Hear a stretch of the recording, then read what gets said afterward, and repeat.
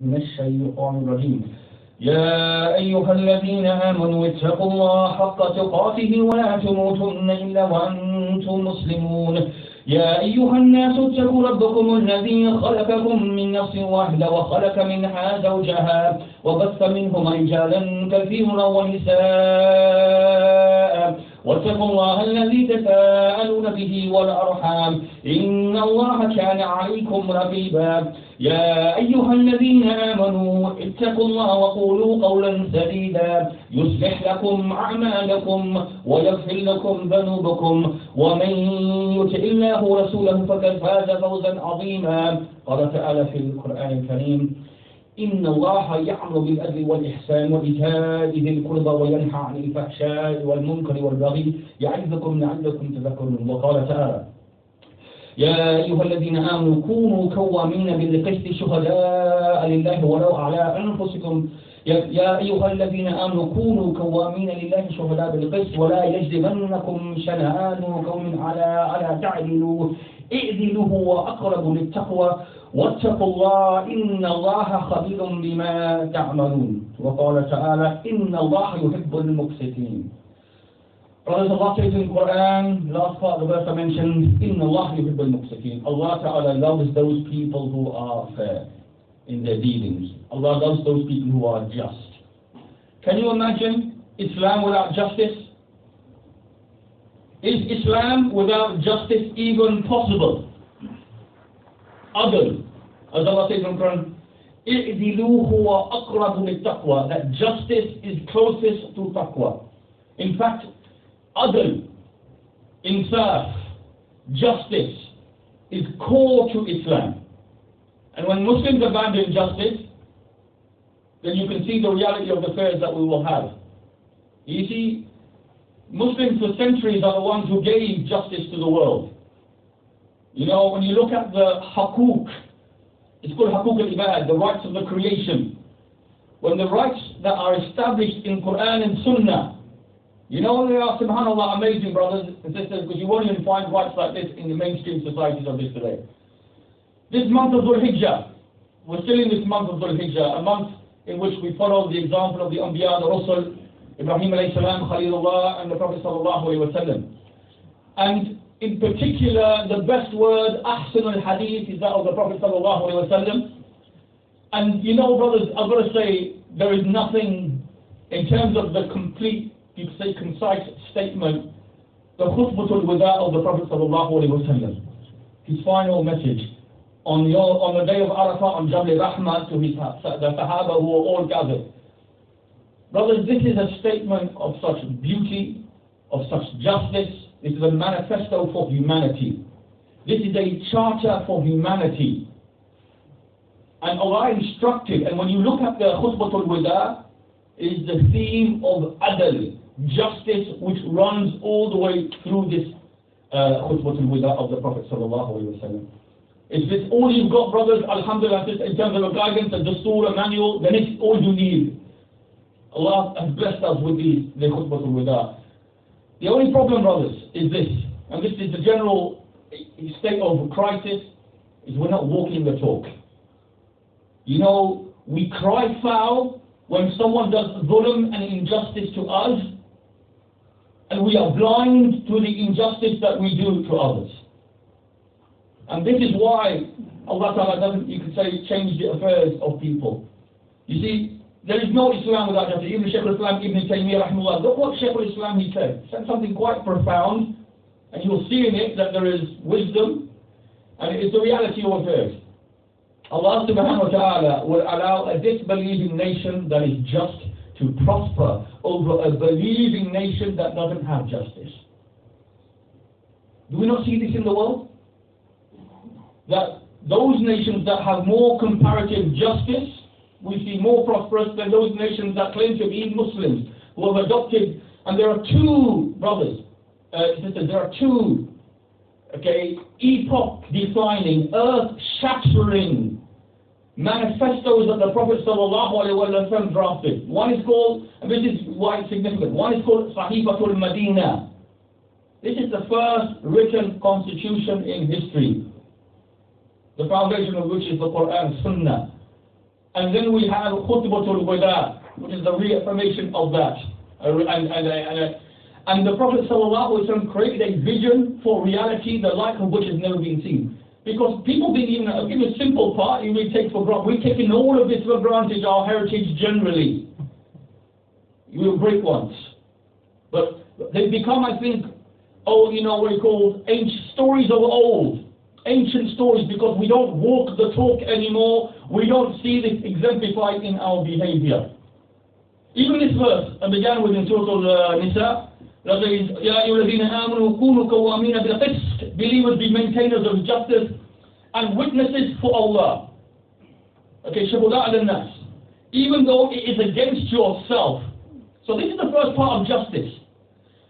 The believer is in a state of absolute abject fear that they have done zulm and they have denied the rights that Allah has given others in this creation. You should be in a state of fear, because as we know, ultimate retribution, ultimate justice, ahkam al-hakimin on yawm al-qiyamah, when there is no dinar or dirham. Allah will give justice. Allah will give retribution. Allah will redress the affairs of humanity. Shake in your boots if you have done zulm to another. So first, qa'iman bil qist, standing up for justice, is that I, as a person, have to have that ultimate caution. Have I done zulm to another? And have I denied them their legitimate Islamic rights? Fear Allah that you've done this to your wife. As men, as rijal, who are supposed to have qawwam and authority and supposed to be some kind of leaders. Fear Allah that you've done injustice to your children, to your wife, to your parents, to your brothers, to your community, to your employees, to your co-workers, to the non-Muslims here. And we've got a lot of zulm to the non-Muslims. One of the main things is that we haven't explained Islam to them. And that comes back to khutbatul wada. In the khutbatul wada, how did the Prophet ﷺ begin khutbatul wada? He began it. Ya ayyuhan nas, O mankind. It is addressed to all humanity. There on that point, and there's something other really absolutely phenomenal about khutbatul wada, because then Allah also sent down a verse of such power. اليوم أكملت لكم دينكم وأتممت عليكم نعمتي ورضيت لكم الإسلام دينا. This day I have perfected your religion. After the khutbatul wada, and we know another event is that the Prophet sometimes he said to his Sahaba, over 100,000 who were assembled at a point, have I not conveyed the message? And they said, yes you have. And he bore witness, I bore witness 3 times to Allah, the message has been conveyed. Now it is our responsibility, to continue to declare the message. Who are the carriers of the message? That it will go to subsequent generations. So, the Prophet and the companions there, as the Prophet said, there are people here who haven't heard the words and they will understand them better than you. So that was an imperative. To take these words, and words are the most powerful thing, because the idea behind it, the idea that is behind it of Islam, of Tawheed, of worshipping the Creator alone and abandoning the worship of the creation, is the most powerful idea in transforming the world. And it did. It turned the most unjust society. The Sahaba radiallahu anhum before, in the times of Jahil, it transformed the most unjust people. The most wicked people who didn't even observe the basics of haqooq, and that is that they didn't even work. They made Baytullah a house of worship of idols besides Allah. That society was transformed in 23 years. كُنْتُمْ خَيْرِ أُمَّةٍ أُخْرِجَتْ لِلنَّاسِ, the greatest nation that has ever been raised. Because core to them is Iman, Tawheed, Adl, justice in terms of dealing with the creation. So they took the words of the Prophet ﷺ, so that other people would hear the hadith, قال الله, قال رسول الله ﷺ, and they would be transformed by it, as they were transformed by it. You know that verse, اليوم أكملت لكم دينكم وأتممت عليكم نعمتي ورضيت لكم الإسلام دينا. Allah says He has completed Islam, it is mukammil. So that which Allah has created, has perfected and completed. Can anyone add to this? Can anyone reform Islam? Can anyone reinterpret it according to their desires outside of what the Prophet ﷺ has told us through the hadith? That which has been perfected by Allah, no one can add to perfection. The deen is complete. This is the blessing of Allah. And our way of life is al-Islam. Alhamdulillah, by the grace of Allah, He honors you. And I ask you, brothers, in these days of Dhul Hijjah that we still in, we raise the takbir in the days of Dhul Hajj. Why? Because Allah has given us the manasik. There's a significance when we're saying Allahu Akbar, Allahu Akbar. Because we're only great because of the manasik we have been given, the rites, the rituals, the practices, the way of life, the complete way of life. We're only great individually in the community and the ummah because of the ways that we have been given. Think of yourself without al-Islam. Our basic matter of your own tahara. You only would have tahara if it wasn't for Islam. Purification and cleanliness, leave alone the greater things of purpose and direction and objectives to live your life according to. Your greatness only has come by the grace of Allah, that He has given you this in'am, this gift of al-Iman, al-Islam. So raise takbir and have fakhr because of this. And be honored by Allah and the fact that He has honored you in these days. And then when you start to seek izzah, respect and honor from other than the manasik, the rights that you've given, you will be humiliated and degraded. That's what the Prophet humiliation and degradation for those people who oppose the amr of the Prophet ﷺ. Going back onto the verse, Al-Yawma, this is a great verse, and I can't, I want to get through today. But the point is this: the Prophet ﷺ brought a vision to humanity and a way of life and ideas and beliefs, concepts, systems that the like of which the earth had never ever seen. And He brought light where there was only darkness before. There was no concept of animal rights. There was no concept of children's rights. There was no concept of environmental rights. There was no concept of the prohibition of arbitrary imprisonment, that you can't have detention without trial. All of these things we take for granted. Why? Because we forget that Allah established these hukuk that are being hijacked. Life, liberty, and the pursuit of freedom, liberty, fraternity, equality, all of these concepts, postmodern concepts around human rights, have been hijacked. They hijacked what we had because we stopped walking the talk and bringing justice to places where there was no justice before. See, this is the thing. Look at this. I want you just to imagine this thing. When someone who's experienced injustice is delivered justice, which is what the Sahaba radiallahu anhum, they did this. People who were in the most dhulm, crying out to Allah, send us a helper and remove the dhulm from us. And people came, selfless people, who took the words of the Prophet to four corners of the earth. They gave justice to people. Even there's a very well-known story in Muwatta Imam Malik where, a certain group of people, they tried to bribe Mu'adh ibn Jabal in relation to collection of kharaj, land tax. Try to bribe him, take a bit less, or take a bit less. Okay? And I don't know if it's Mu'adh ibn Jabal or Ubayd ibn Jarrah. It's one of the two I know. I think it's Ubayd ibn Jarrah, and it was in Balad al-Sham. So they tried to bribe him, and he said no. And then they themselves said, it's because of people like you there is justice on the earth. Because they hadn't seen guys like this before, people like this before, who refused the bribe. Because they realized that, the simple thing, Allah is Razik, He's written every penny. I can't scam, I can't cheat, I can't fraud, I can't do haram to get my risk. Every penny is written. On top of that, they realized this is about justice. I've been given a position, I must deal with it with absolute integrity and justice. That's what Umar ibn al-Khattab, if you read about the social justice of Umar, it's a lecture in itself, and it's phenomenal that what he inculcated in his governors in all parts of the Ummah at the time. So going back onto the verse, it says, be maintainers of justice and witness, even though it is against your own self, your parents or your kinsfolk. That is the big one now. To be just and fair. Don't take the side of your brotherly, don't take the side of your clan, your people, your party, your gang, your hizb. Don't put them before justice. Whether he is rich or poor, many people are swayed by the outward appearance. Well, and this is the reality. We have a legal system now currently which is more justice in comparison relative to others, but still rich people get away with it and poor people suffer. It's the reality of the criminal justice system. You see it. Disproportionate number of people who live in poverty with more punitive measures in the criminal justice system. It's a reality. There's a very long address from Umar ibn al-Khattab, radiallahu anhu, when he instructed, he established the judiciary in his time. Phenomenal. We take it for granted, the judicial system. And when you know there's many PhDs on it, do you know English law and the whole English judicial system that they say no Sharia in the UK? When they went to the Crusades, they didn't have a legal system. They went on the Crusades, they found in the Middle East a functioning and active judicial system and the concept of jurisprudence, legal theory. They discovered it there. And guess what? They brought it back here.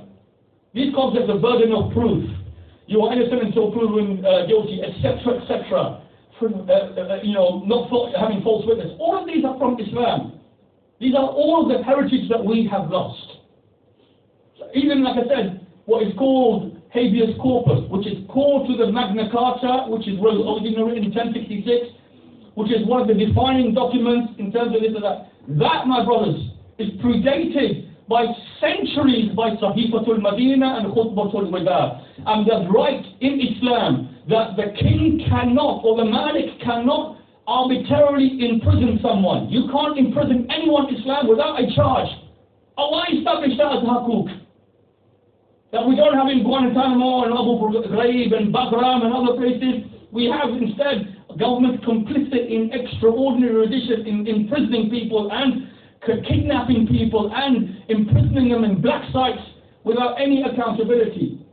It is Islam which brought this concept to humanity when they didn't have this concept before, and it was written down.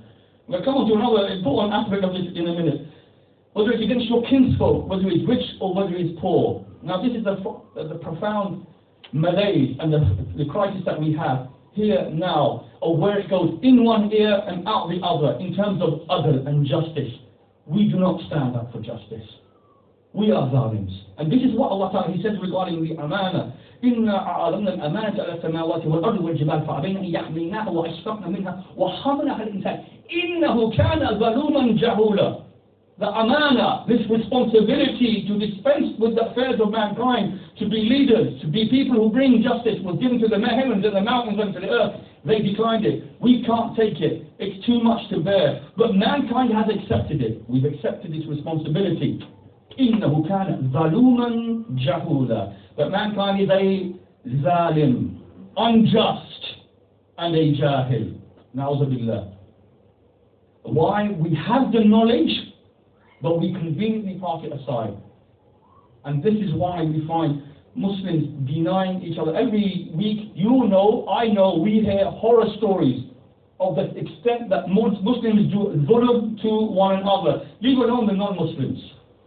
And this is why it's rich when we cry foul when non-Muslims are unjust to us, when we ourselves are not delivering justice to each other, when Allah made it so core to Islam. As I said, can you imagine Islam without justice? Because justice is closest to piety. So we have sons ripping off their fathers. We have wives and husbands who are at each other's throats because of injustice. And the list goes on and on. Allah has more right over both of them. He says, so do not follow desire so that you are just. If you twist and turn, Allah is where you do. So Allah saying in His verse, don't twist. Don't manipulate situations just to suit yourself, because that's another form of injustice. As I said, Umar ibn Khattab, he wrote a long list of instructions to the judges. Look at some of the points he mentioned. One, if a person from outside of your balad, outside of your client, comes in here, give him a bit more favorable treatment. Why? He doesn't know the ways here, so it's going to be a disadvantage. He says, don't be swayed by the one who looks better and talks better. Look at the facts. Look at the evidence. Facts and evidence are so important. Muslims, again, this is another point. We don't do this. We go on hearsay and what sounds good and looks good. Slogans. Rather than what is backed up by facts, evidence, corrupt. All of this came from the science of hadith, because for a hadith to be verified, it had to have multiple riwayah, narrators. And so they realized that this is the authentic statement of the Prophet, multiple narrations from people, so it corroborated one story. This is where our jurisprudence comes from, by the ni'mah of Allah, by the grace of Allah Ta'ala. Don't be swayed by the appearance of a person. Don't be swayed whether he's rich, poor. Don't be swayed by, he stutters and things like this. Look at the facts, look at the evidence. He required his judges to have the utmost integrity, uncorruptible people. And this is why justice was established on the earth. This verse, which is in Surah Al-Nisa, was a verse, interestingly, brothers, which you find Harvard Law School have put up in pride of place in the law school as the most defining statement in relation to justice. How amazing is that? That they themselves read, this is the most defining statement in relation to justice. It comes back to another, this is a statement. The Islamic teachers have left great traditions for equitable and gentle dealings and behavior and inspire people with nobility and tolerance. These are human teachings of the highest order and at the same time practicable. These teachings brought into existence a society in which hard-heartedness and collective oppression and injustice was the least as compared with all other societies preceding it. Islam is full of gentleness, courtesy and fraternity. Now that's a writer of old. He wrote that about Islam. With H.G. Wells, some of you might know who he is. He's a non-Muslim writer. Other non-Muslim writers write about the justice of Islam. But then they say, but where are the Muslims who are actually walking the talk? Who actually deliver this? These are the right brothers. You know, the first right comes from this. It's amazing. La ikraha fi din. Inna akramakum indallahi atkakum. Two rights here. First right. There is no compulsion in religion. Lasta alayhim bimusaytir. You are not dictators over people. The best of you in the sight of Allah, one greatest in taqwa. 3 social justice principles. The first, you cannot force anyone to do anything against their will. Islam is about submission of the heart, truly to worship Allah, not because someone stands as a dictator over you. And that's why in Islam, the other right, lakum dinukum walidin. You to your religion, us to ours. Those people who want to believe, let them believe. Those people who want to disbelieve, let them disbelieve. Islam, and this is the thing. So therefore, individuals have the basic right of freedom of expression and freedom to practice their religion. In fact, the Sahifat al-Madina, I haven't got time to go over all the 40-odd clauses in it. One of the clauses is because Medina at the time was a multi-faith, multi-racial, multicultural area. And so he gave rights to the Jews of Bani Auf and all of the other tribes. And he said, the Prophet in the Sahih al-Madina, and the Jews are part of our ummah. Now that is quite amazing, that he guaranteed them rights of safety and protection within that state. And that they are attacked, we will come to their defense, etc., etc. So it goes, look at that, how it establishes this freedom of expression. Now, yesterday there was a survey, you saw the program in Channel 4, about niqab, bringing niqab. 55% of people want it banned in public places. Now I just did a motion on it this week, okay, which is about women's rights to freedom of expression and rights to religious observance. It's a right which is established, not just in Islam, but obviously in many other legal systems, that people have the right to express their religion, to practice their religion. And yet when it comes to Muslims in Britain, this is disregarded, whereas afforded to every other religion, including Jedis. Okay, so the point of the matter is this. We've got a big job to do. And now it comes back onto the other thing of what I was saying. Standing up for justice, but also taking the message of the Prophet to humanity and walking the talk. And just to give you, go through some more of these. Security of life and property, the protection of honor, the sanctity of private life. You can't spy on each other. You can't snoop on each other. No one spying on people's emails. No NSA snooping around the world. They're even spying on heads of state, subhanAllah. No, we give people a hijab in their private lives. We're not allowed to snoop. The security of personal freedom, the right to protest against tyranny, freedom of expression, freedom of association, freedom of conscience and conviction, religious freedom, freedom from arbitrary imprisonment, the right to basic necessities of life. This is amazing that Islam is the first religion to establish the concept of a one who is al-fuqara, in basic need. Before Maslow's hierarchy of need, for anyone who knows, before this, many centuries before this, we established the rights of an individual who is destitute to be provided by the state through zakah. This is phenomenal. It's never ever happened in history until Islam. All the social policy professors that I worked with over the years, I would tell them this and they didn't even know. And then we would prove it to them and they would open their eyes up. That we established this concept.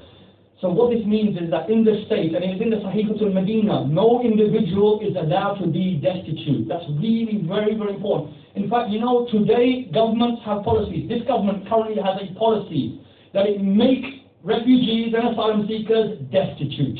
It removes their aid. Why? So their racist vans go back home. So they want to send them back home. How can a civilized government make people who are poor, running from persecution, make them destitute? How can it do that? And unfortunately, this is the other part of the problem, is that obviously, you know, in terms of the rights of the refugees and their asylum seekers and all that, equity before the law, rulers are not above the law, and the rights to participate in the affairs of state. Women's rights, again, now this is phenomenal, never happened. Women's rights, 14 centuries ago, children's rights, the rights of the female child, unprecedented. But the point is this, I know I can go through all the rights, even mentioning of the Quran, even the fact that there's a chapter in the Quran called An-Nisa, the women. Bring me any religious book where women are even mentioned in the positive light or equivalent to men and are guaranteed Jannah by Allah subhanahu wa ta'ala. There isn't. It's only the Quran. You don't know it, again, these are basic things we need to get out there and educate. See, this is the thing, with this niqab, whole issue, the point I'm saying, going back to the khutbah al-Wada, it's dawah or destruction. We have to get out there and win hearts and minds with the best message that has ever been delivered, that transforms societies. We have to be the ones who stand up for justice. And we have to be the ones who, you know, like I said, this visionary reform, the like of which was never seen, but we have to revive the vision of the Prophet rather than people deluded today with modernism and liberalism and all these other ideas who think really what we have to do is now revive Islam. We need a new Islam for the 21st century. No, we just need to go back to what works and always will work. Because Allah says, Al-Yawma Akmaltu Lakum Dinakum. So the right of women. Now, just to give you an idea of justice and how it transformed people, Malcolm X and Hajj, beautiful statement, always brings a tear to my eye. There were 10, he says, this is it, because he only knew injustice. This is what I'm saying, the point. When someone who has only ever experienced injustice, zulm in their life, it creates a certain mindset that they become separatist, angry, frustrated, that they you know, undermining people's dignity and injustice. Brothers and sisters, you know, look at history, it's such a terrible crime. How you destroy and humiliate people like this. Human beings like this. Don't give them any dignity whatsoever. And then people are treated like this, and then when they see justice, it's truly, let me tell you, it is truly transformational. Malcolm X only knew injustice. And then before he goes on Hajj, you know, the Egyptian doctor, if you read the biography, he finds his reference letter, said, لا يؤمن أحدكم حتى يحب لأخيه لا يحب لنفسه. You do not believe until you love for your brother what you love for yourself. This is also social justice. Imam Nawawi said that the akhi here refers to Amatul Nas, all of mankind, because we are all Banu Adam. That means treat others as you want to be treated yourself. Do equalize the situation. You know, you are your brother's keeper, as they say. You are there to make sure that everyone, you cannot be content if other people are. So he said this was my reference point for the Hajj, and he went on Hajj. And then he writes, there were tens of thousands of pilgrims from all over the world. They were of all colours, from blue-eyed blondes to blue-eyed blondes to black-skinned Africans. But we were all participating in the same ritual, displaying a spirit of unity and brotherhood that my experience in America had led me to believe could never exist between whites and non-whites. We were all truly the same brothers, because of their belief in one God had removed the white from their mind, and the white from their behavior, and the white from their attitude. You may be shocked by these words. It's a very long speech, by these words coming from me, but on my pilgrimage, what I've seen and experienced has forced me to re-engage much of my thoughts previously held, and toss aside some of my previous conclusions. And this is Malcolm X, rahimahullah, one of the true legends of Islam. And it's about justice. And he was nothing other than, what was core to everything about him was nothing other than justice. So just to finish with a few points around the khutbah al-Wada, the Prophet said, Ya ayyuhan nas, take this message. All jahiliyyah is finished. All immoral practices, robbery, murder, sexual indecency, finished. Riba, I haven't got time to go through it, I've done a khutbah on it before. The exploitation that comes through the usury in the economic system is one of the most worst types of zulm. Even the Prophet how he described it, sucking the blood out of people. Revenge killings, all jahiliyyah, tribal jahiliyyah. It goes back onto the Sahifatul Medina, because again, he began by saying we are one ummah. No more tribal differences. No more, there's no class, there's no race, there's no caste, there is no tribal superiority. We are one ummah. And this is, you know, again reinforced. injustice, exploitation and aggression condemned, sanctity of wedlock, purity of descent, rights of inheritance guaranteed, worship Allah alone. It goes on and on. And then 2.0, people, it is true that you have rights over your women, but they have rights over you. Do justice to them. Don't be people who are denying the rights of your sahibul jam, the partner at your side. All mankind is from Adam and Eve. An Arab has no superiority over a non-Arab, nor a non-Arab over an Arab, no white over black, no black over white, except by piety and good action. Learn every brother is a Muslim of another brother. Nothing shall be, and that Muslim constitute one brotherhood. Nothing shall be legitimate to a Muslim which belongs to a fellow. Remember, you're going to come before Allah. Oh people, no prophet or apostle will come after me. No faith will be reborn. Therefore reason well. Therefore carry the message. Then we pass it on to those people who will listen to it after us. Allah has honored us, brothers and sisters, with just these two. And imagine the heritage, the Mirath al-Anbiya, the inheritance of the Prophet and all of the things that He's given us. But just these two, Sahifatul Madinah, the first written constitution by one who is Ummi himself, by one who is, think of it, the first written constitution, followed by Khutbatul Wada. This is why you could call a double whammy. You can never get anything. But may Allah Ta'ala truly make us shuhada ala nas. And make the Prophet ﷺ one who is truly uswatun hasana for us. أقول قولي هذا وأستغفر لكم ولسائر المسلمين فاستغفروا إنه هو الغفور الرحيم. بسم الله الرحمن الرحيم. الحمد لله رب العالمين والصلاة والسلام على رسول الله وعلى آله وصحبه أجمعين ومن تبعهم بإحسان إلى يوم الدين. إن الله وملائكته يصلون على النبي يا أيها الذين آمنوا صلوا عليه وسلموا تسليما. اللهم صل على محمد وعلى آل محمد كما صليت على إبراهيم وعلى آل إبراهيم إنك حميد مجيد. ربنا آتنا في الدنيا حسنة وفي الآخرة حسنة وقنا عذاب النار. ربنا لا تزغ قلوبنا بعد إذ هديتنا وهب لنا من لدنك رحمة إنك أنت الوهاب. ربنا لا تؤاخذنا إن نسينا أو أخطأنا. ربنا ولا تحمل علينا إصرا كما حملته على الذين من قبلنا. ربنا ولا تهمنا ما لا طاقة لنا به واعف عنا واغفر لنا وارحمنا أنت مولانا فانصرنا على القوم الكافرين. أقم الصلاة.